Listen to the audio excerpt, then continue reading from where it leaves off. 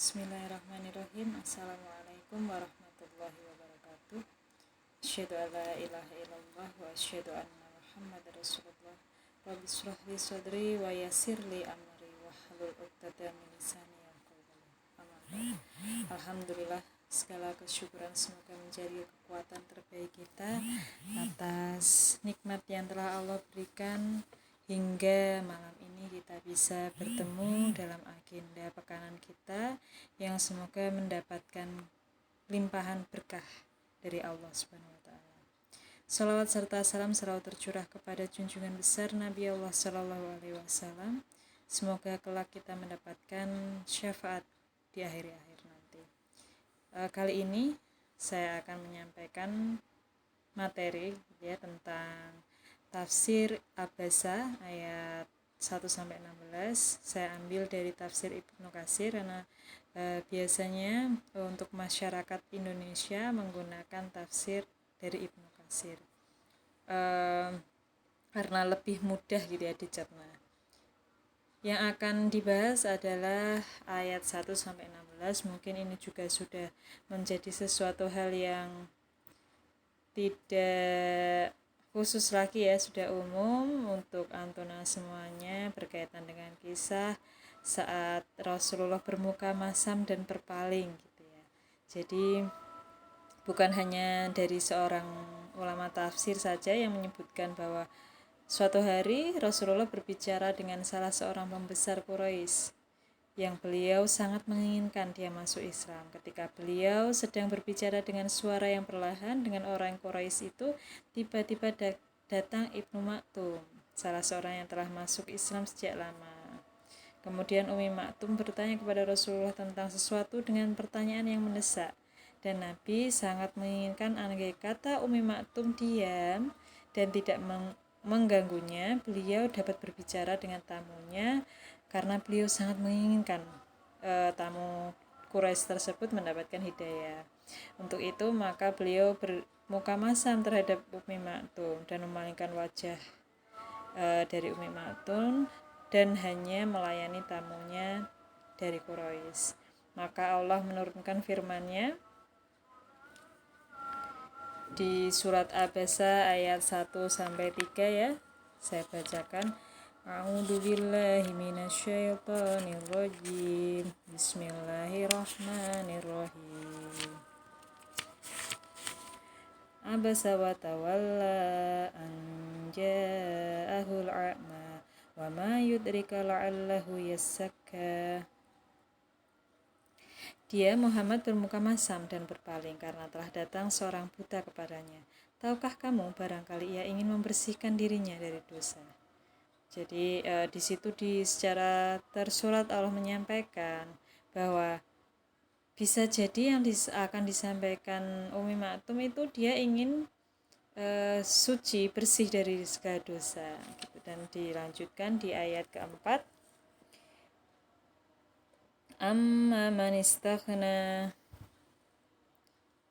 atau dia ingin mendapatkan pelajaran lalu pelajaran itu memberi manfaat kepadanya. Jadi di situ disiratkan bahwa Ummi Maktum ingin memperoleh pelajaran untuk dirinya sehingga ia menahan dirinya dari hal-hal yang diharamkan. Lalu disampaikan di ayat 5-6.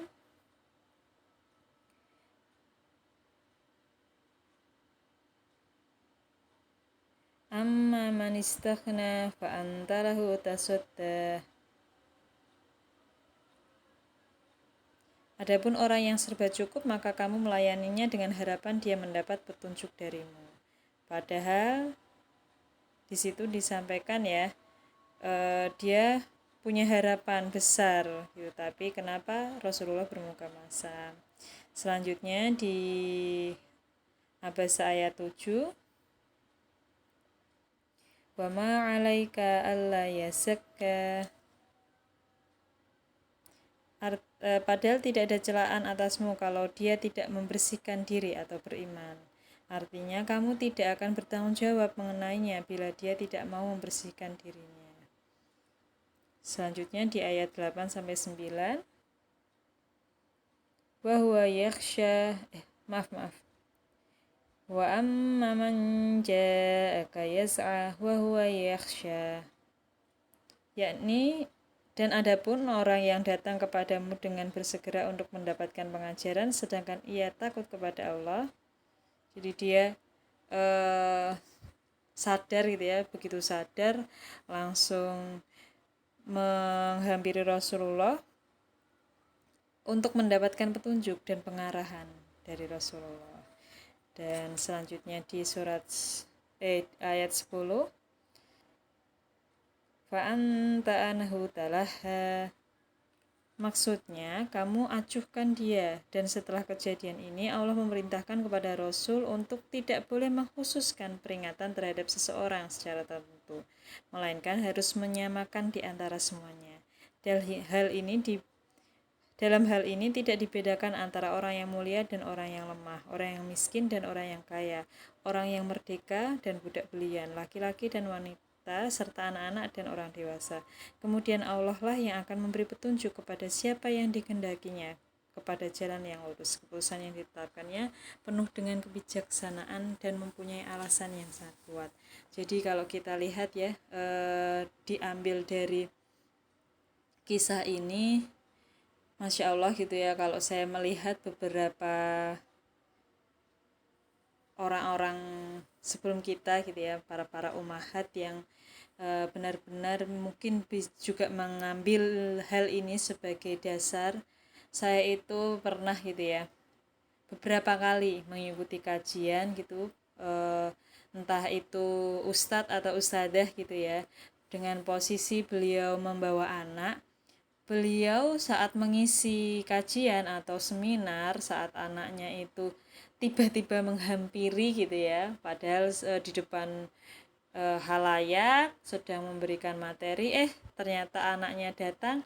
Masya Allah gitu ya, saya lihat itu hal biasa mungkin ya, tetapi kalau tidak dimiliki oleh orang-orang yang berpengetahuan, bisa jadi kalau diganggu anaknya hanya disingkirkan seperti itu ya. Jadi disuruh diam ini lagi menyampaikan, tapi Masya Allah gitu, jadi pas waktu menyampaikan materi ya sudah jadinya iklan gitu. Jadi beliau pun memberikan sedikit waktu untuk anaknya untuk mendengarkan apa yang ingin disampaikan. Jadi kepada anak kecil pun kita diminta seperti itu gitu ya. Gitu dari ayat 1 sampai 10 gitu, dan berdasarkan beberapa riwayat berkaitan dengan ayat-ayat tersebut. Jadi titik tekannya ya di sini ada 3 dari banyak riwayat. Yang pertama, maka sesudah peristiwa itu Nabi selalu menghormatinya. Menghormatinya di sini adalah yaitu Ibnu Maktum gitu ya, Ibnu Ummi Maktum, karena saking disentilnya gitu ya Rasulullah secara langsung oleh Allah. Dan saat itulah Ummi Maktum menjadi salah satu orang ya, asabiqunal awalun, yang benar-benar mengabdi kepada Rasulullah gitu. Jadi di sini disampaikan dalam perang Qasidiyah memakai baju besi, sedangkan di tangannya terpegang bendera berwarna hitam. Terus poin yang kedua, sama, jadi beliau disamakan dengan Bilal bin Robah gitu ya, menjadi muazzinnya Rasulullah walaupun dia buta. Kalau di sini diceritakan dia bagaimana cara dia untuk mengazankan gitu ya, padahal dia buta. Maka setelah dia mendengar kata-kata orang-orang melihat cahaya fajar subuh, maka dia segera berazan. Menurut pendapat lain juga namanya adalah Abdullah gitu ya, tapi wallahu a'lam bishawab, karena hadis ini kurang kuat. Selanjutnya di ayat 11 ya, saya bacakan. Kalla innaha tadhkirah, sekali-kali jangan, sesungguhnya ajaran-ajaran Tuhan itu adalah suatu peringatan. Artinya surat ini perintah menyamakan semua orang dalam menyampaikan pengetahuan, tidak dibedakan antara orang yang terhormat dan orang yang biasa di kalangan mereka yang menginginkannya. Qatadah dan Asadidi mengatakan sehubungan dengan hal tersebut firman Allah itu turun gitu ya. Dan dilanjutkan di Abasa ayat 12. Faman syaa dzakara. Maka barang siapa yang menghendaki, tentulah ia memperhatikannya. Maksudnya barang siapa yang menghendaki, ia dapat mengingat Allah dalam semua urusannya. Dapat pula ditakwilkan bahwa damir yang ada merujuk kepada wahyu karena konteks pembicaraan berkaitan dengannya. Selanjutnya ayat 13-14.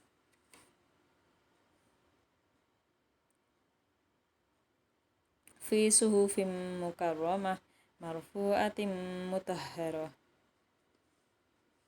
Di dalam kitab yang dimulakan, yang ditinggikan lagi disucikan, yaitu surat ini atau pelajaran ini kedua-duanya sangat berkaitan, bahkan Al-Quran seluruhnya. Lanjut di ayat ke-13.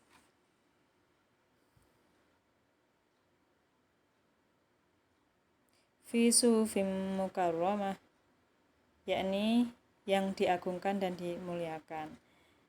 Selanjutnya ayat 14. Bi aidi marfu'atim mutahharah, lagi disucikan, yaitu disucikan dari hal yang kotor, penambahan dan pengurangan. Dilanjutkan di ayat ke-15. Bi aidi safarah, dari tangan penulis. Menurut Ibnu Abbas, Mujahid Ad-Dahak dan Ibnu Zaid, yang dimaksud adalah para malaikat. Jadi tangan penulis itu malaikat gitu ya. Wahab Ibnu Al-Munabih mengatakan bahwa mereka adalah para sahabat Nabi yang mengatakan mereka ahli Quran dan telah meriwayatkan bahwa kalau bahasa Arabnya berarti para ahli Quran. Ibnu Jarir mengatakan bahwa pendapat yang sholih ialah yang mengatakan bahwa safaroh adalah para malaikat yang menghubungkan antara Allah dengan makhluknya, dan termasuk ke dalam pengertian ini dikatakan safir, yang artinya orang yang menghubungkan di antara kedua belah pihak yang bersangkutan untuk tujuan perdamaian dan kebaikan gitu. Dan hal yang sama disampaikan dalam bait syair gitu ya, yang bisa dibaca. Safarah adalah malaikat. Selanjutnya yaitu ayat ke-16. Kiramim bararah,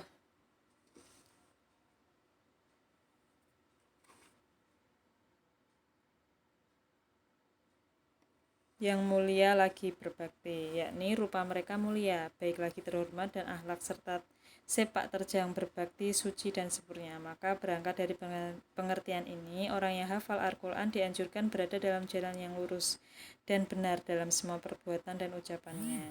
Jadi untuk ayat, mohon maaf, waktunya sudah habis. Saya lanjutkan di ini ya, di voice note saja. Terima kasih.